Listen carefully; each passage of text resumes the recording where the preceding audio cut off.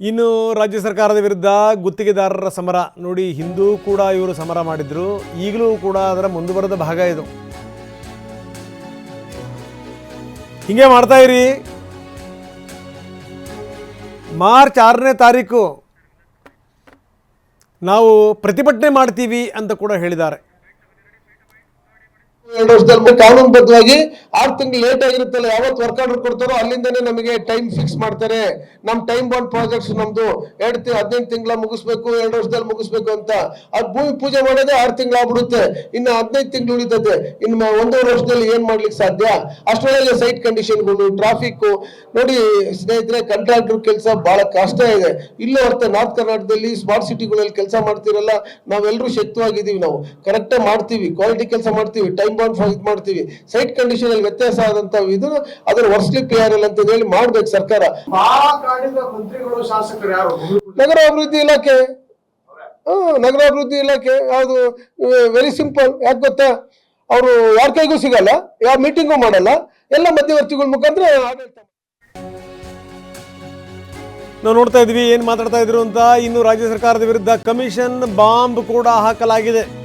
ನಗರಾಭಿವೃದ್ಧಿ ಇಲಾಖೆ ವಿರುದ್ಧ ಗಂಭೀರವಾದಂಥ ಆರೋಪ ಕೇಳಿ ಬಂದಿದೆ. ನಮಗೆ ಕಾಟ ಕೊಡ್ತಾ ಇದ್ದಾರೆ ನಗರಾಭಿವೃದ್ಧಿ ಇಲಾಖೆಯವರು. ಇದು ಆರ್ ಮಂಜುನಾಥ್ ಅವರ ನೇರ ಆರೋಪ. ಆದರೆ ಭೇಟಿ ಮಾಡಬೇಕು ಅಂತಂದರೆ ನಗರಾಭಿವೃದ್ಧಿ ಸಚಿವರು ನಮ್ಮ ಭೇಟಿಗೂ ಕೂಡ ಸಿಗ್ತಾ ಇಲ್ಲ ಅಂತಾರೆ ಮಂಜುನಾಥ್. ಸೈಟ್ ಕಾನೂನುಬದ್ಧವಾಗಿ 6 ತಿಂಗಳು ಲೇಟ್ ಆಗಿರುತ್ತಲ್ಲ, ಯಾವತ್ತು ವರ್ಕ್ ಆರ್ಡರ್ ಕೊಡ್ತಾರೋ ಅಲ್ಲಿಂದನೇ ನಮಗೆ ಟೈಮ್ ಫಿಕ್ಸ್ ಮಾಡ್ತಾರೆ. ನಮ್ ಟೈಮ್ ಬಾಂಡ್ ಪ್ರಾಜೆಕ್ಟ್ಸ್ ನಮ್ದು 15 ತಿಂಗಳ ಮುಗಿಸ್ಬೇಕು, 2 ವರ್ಷದಲ್ಲಿ ಮುಗಿಸ್ಬೇಕು ಅಂತ. ಅದು ಭೂಮಿ ಪೂಜೆ ಮಾಡೋದೇ 6 ತಿಂಗಳು ಆಗ್ಬಿಡುತ್ತೆ. ಇನ್ನು 15 ತಿಂಗಳು ಉಳಿತದೆ. ಇನ್ನು 1.5 ವರ್ಷದಲ್ಲಿ ಏನ್ ಮಾಡ್ಲಿಕ್ಕೆ ಸಾಧ್ಯ? ಅಷ್ಟರೊಳಗೆ ಸೈಟ್ ಕಂಡೀಷನ್ಗಳು, ಟ್ರಾಫಿಕ್ ನೋಡಿ ಸ್ನೇಹಿತರೆ, ಕಾಂಟ್ರಾಕ್ಟರ್ ಕೆಲಸ ಬಹಳ ಕಷ್ಟ ಇದೆ. ಇಲ್ಲೂ ಅಷ್ಟೇ ನಾರ್ತ್ ಕರ್ನಾಟಕದಲ್ಲಿ ಸ್ಮಾರ್ಟ್ ಸಿಟಿಗಳಲ್ಲಿ ಕೆಲಸ ಮಾಡ್ತಿರಲ್ಲ, ನಾವೆಲ್ಲರೂ ಶಕ್ತವಾಗಿದ್ದೀವಿ. ನಾವು ಕರೆಕ್ಟ್ ಮಾಡ್ತೀವಿ, ಕ್ವಾಲಿಟಿ ಕೆಲಸ ಮಾಡ್ತೀವಿ, ಟೈಮ್ ಬಾಂಡ್ ಮಾಡ್ತೀವಿ. ಸೈಟ್ ಕಂಡೀಷನ್ ಅಲ್ಲಿ ವ್ಯತ್ಯಾಸ ಆದಂತ ಇದು ಅದರ ವರ್ಸ್ಲಿ PRL ಅಂತ ಹೇಳಿ ಮಾಡ್ಬೇಕು ಸರ್ಕಾರ. ಮಂತ್ರಿಗಳು ಶಾಸಕರು ಯಾರು? ನಗರಾಭಿವೃದ್ಧಿ ಇಲಾಖೆ. ನಗರಾಭಿವೃದ್ಧಿ ಇಲಾಖೆ ಯಾವುದು? Very simple. ಯಾಕೆ ಗೊತ್ತಾ? ಅವರು ಯಾರ ಕೈಗೂ ಸಿಗಲ್ಲ, ಯಾವ ಮೀಟಿಂಗು ಮಾಡಲ್ಲ, ಎಲ್ಲ ಮಧ್ಯವರ್ತಿಗಳ ಮುಖಾಂತರ ಆಡಳಿತ ಮಾಡ್ತಾರೆ. ಇದಕ್ಕೆ ಸಂಬಂಧಪಟ್ಟಂಗೆ ಸತೀಶ್ ಜಾರಕಿಹೊಳಿ ಮಾತಾಡಿದ್ದಾರೆ. ಕಮಿಷನ್ ಹಿಂದೂ ಇತ್ತು, ಈಗಲೂ ಇದೆ, ಮುಂದೂ ಇರುತ್ತೆ. ಅದನ್ನು ಕಂಡು ಹಿಡಿಯೋದು ಹೆಂಗೆ? ಇದು ಆಗದಿರುವಂಥ ಕೆಲಸ ಅಂತಾರೆ ಸತೀಶ್.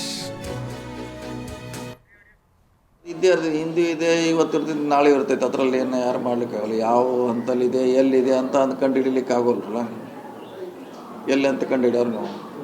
ಈ ಕಡೆ ಒಬ್ಬಿರ್ತಾನೆ, ಆ ಕಡೆ ಒಬ್ಬಿರ್ತಾನೆ, ಇಲ್ಲಿ ಆರೋಪ ಮಾಡ್ತಾರೆ, ಆ ಕಡೆ ಆರೋಪ ಮಾಡ್ತಾರೆ. ಹಿಂದೂ ಇದೆ, ಇವತ್ತು ಇರ್ತೈತೆ, ನಾಳೆ ಇರ್ತೈತೆ. ನಿಯಂತ್ರಣ ಮಾಡಬೇಕು, ಬ್ರೇಕ್ ಹಾಕಿ.